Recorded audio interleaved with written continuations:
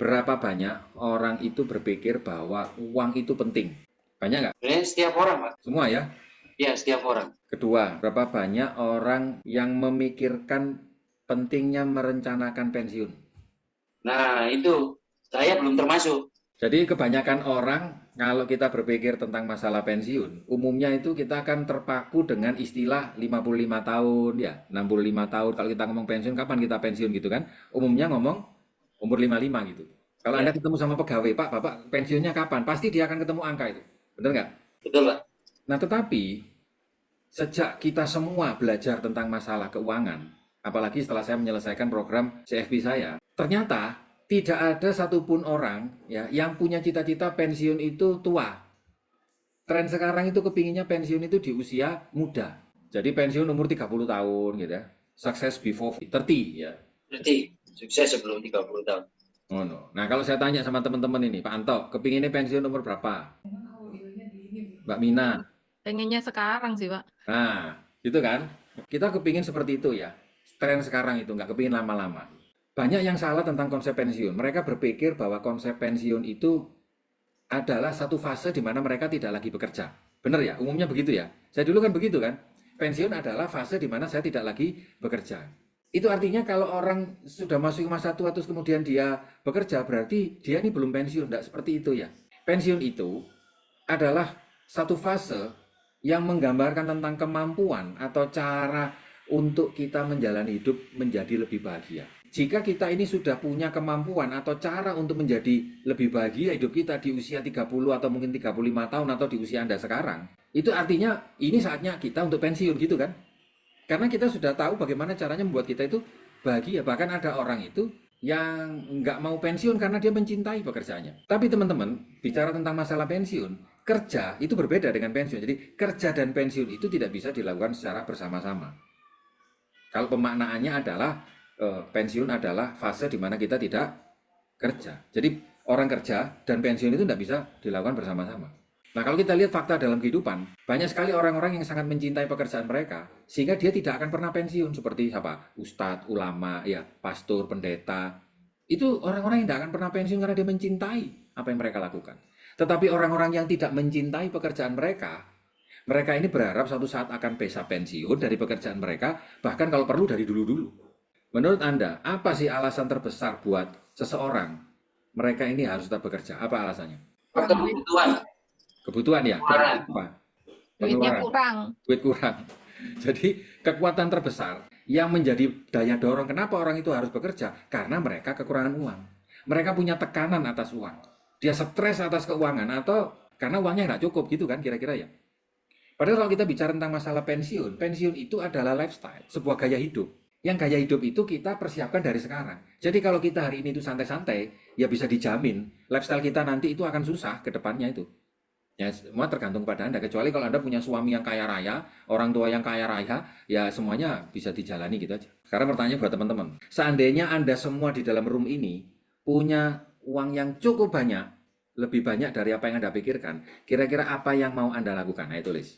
Oke, jalan-jalan. Ikuti kelas akses bar around the world. Oh, keren. Ngundang kopi bareng bolo-bolo, ngundang kopi bareng bolo-bolo, ngundang kopi ini ngundang. Iya, Pak. Itu maknanya saya itu hidup itu butuh teman banyak, Pak. Oke. Iya, wis biarin ayo ngumpul aku sih mangani bareng lah gitu. Oh, berarti Aku sama mau. yang bayari Pak Imam toh, bukan mereka bayar. Ya, betul. Sendiri. Pokoknya aku yo uripku kepengin konconi terus ya. Gitu. Ada 6 ya hasil riset di seluruh dunia apa yang diinginkan orang kalau dia punya uang banyak. Oke, ini sudah mulai nih ketemu ini. Nomor 1 itu traveling. Nomor 1 itu traveling. Ya, jalan-jalan. Mau kemana tuh? Mau lihat aurora barangkali. Ya, itu ada background-nya siapa itu.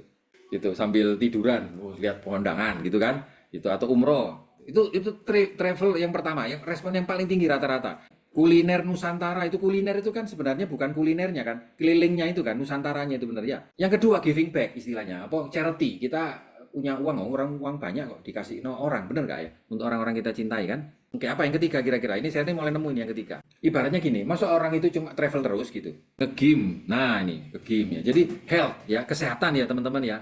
Kesehatan itu penting ya. Buat apa kita memasuki masa indah tapi terus bawa kemana-mana, bawa salon pas ya, sakit-sakitan gitu kan, minyak angin, BPO gitu ya. Yang keempat itu adalah menghabiskan waktu yang berkualitas bersama keluarga. Punya uang banyak tapi dia nggak boleh kemana-mana, ini kan menderita juga ya. Yang kelima, belajar sesuatu yang baru. Ya kayak saya itu, akses bar. Kayak saya juga sama, nanti kalau saya bintang 4, saya mau belajar bahasa Arab lagi gitu ya. Belajar ilmu pendalam tafsir lagi gitu.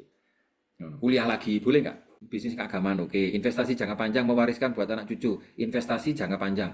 Oh, ini uangnya udah banyak kok Mbak Mina. Uangnya udah banyak. Ngapain lagi investasi lagi gitu ya? Sudah pensiun itu tidak perlu nabung, sudah tidak perlu, nikmati. Yang keenam, ngajar untuk orang lain ya. Membangun legacy kepada orang lain. Ya, yang kita legasikan bukan hanya tentang financial value, tapi human value-nya gitu. Pinginnya apa gitu? 1, traveling. 2, charity. 3, kesehatan. 4, ya waktu bersama keluarga ya. 5, belajar sesuatu yang baru. 6, ngajarin orang lain. Faktanya, banyak orang itu akhirnya tidak bisa pensiun, dan mereka itu akhirnya menurunkan lifestyle mereka. Akhirnya sampai tua tidak pernah bisa pensiun, bukan karena dia sudah bahagia, ya karena memang dia terus cari uang gitu. Cari uangnya itu karena terpaksa, teman-teman. Ini ada satu fakta ya yang akan bisa menjadi sebuah kontroversi, bahkan pro kontra. Ini hal penting ini. Bahwa kita ini adalah generasi pertama yang hidup di zaman sekarang yang lebih suka traveling daripada generasi kita sebelumnya. Iya, kalau zaman dulu itu kan nggak gampang ya untuk traveling ya. Sekarang Anda itu dulu zamannya Lion Air itu murah, bisa ke Jakarta. Sekarang kalau Anda mau ke Malaysia, mau ke Singapura, tiket-tiket sekarang berapaan? Ayo, luar negeri lebih murah nggak? Iya, ke Singapura lebih murah loh daripada ke Papua, bener nggak? Yang kedua, kita ini adalah generasi pertama yang mempunyai kesadaran lebih awal untuk memberikan ngasih charity ya, ngasih sumbangan ya, yang bisa mempengaruhi lingkungan kita. Dan kita ini sangat vokal terhadap hal kayak gitu. Ada namanya Greenpeace, ada kita bisa ya, itu ada. Dulu enggak ada itu. Zaman kita kecil itu enggak ada, kayak gitu-gitu enggak ada. Yang ketiga, kita ini adalah generasi pertama yang paling menghabiskan waktu terbanyak di rumah daripada di tempat kerja. Di rumah yang bisa cari uang. Duduk-duduk gini, yang konten kreator bisa cari uang. Itu kalau kita misalnya Mbak Mina bikin itu GoFood-GoFoodan gitu. Dari rumah bisa kita bikin restoran. Nggak perlu kita harus buka warung di pinggir jalan, bener nggak? Dan yang keempat, kita ini adalah generasi pertama yang bisa belajar dari banyak hal. Dari manapun dibandingkan generasi kita sebelumnya karena akibat dukungan teknologi. Bahkan kita ada chat AI ya, Artificial Intelligence. Nah artinya apa? Dengan kita punya perbedaan dibandingkan masa yang lalu, apapun yang sungguh-sungguh kita lakukan, tapi faktanya ada satu peristiwa yang terjadi di kebanyakan teman-teman kita saat ini, termasuk saya ya, bahwa kita belum bisa yang namanya pensiun saat ini karena kebanyakan orang punya masalah tentang stres soal uang. Saya sudah ketemu apa yang saya sukai gitu, tapi saya belum bisa menjalani lifestyle saya gitu. Ya istilahnya punya kebebasan waktu tapi belum bebas finansial, bener gak? Tapi itu lebih baik ya daripada sudah gak bebas waktu, gak bebas finansial gitu kan. Uang ini ternyata bisa mempengaruhi kehidupan kita. Nah pertanyaannya, bagaimana caranya agar kita tidak lagi stres terhadap uang di masa depan? Gimana caranya kita bisa merubah itu?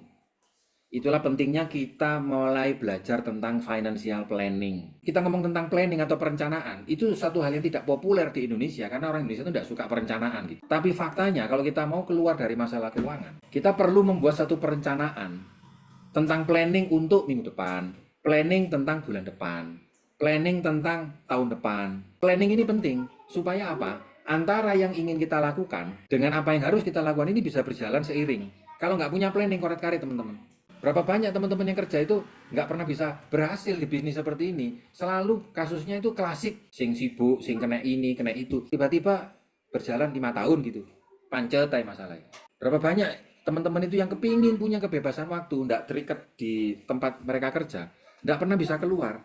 Karena nggak di planning gitu. Dengan planning, maka kita masih bisa sedikit-sedikit ya untuk melakukan traveling itu tipis-tipis gitu ya. Kuliner tipis-tipis itu juga bisa. Semuanya bisa jalan gitu. Kan kita mengenal namanya money management itu ya. Money management itu yang kita pelajari itu kan semuanya bisa berjalan bareng-bareng gitu. Meskipun uangnya berapapun bisa kita persiapkan.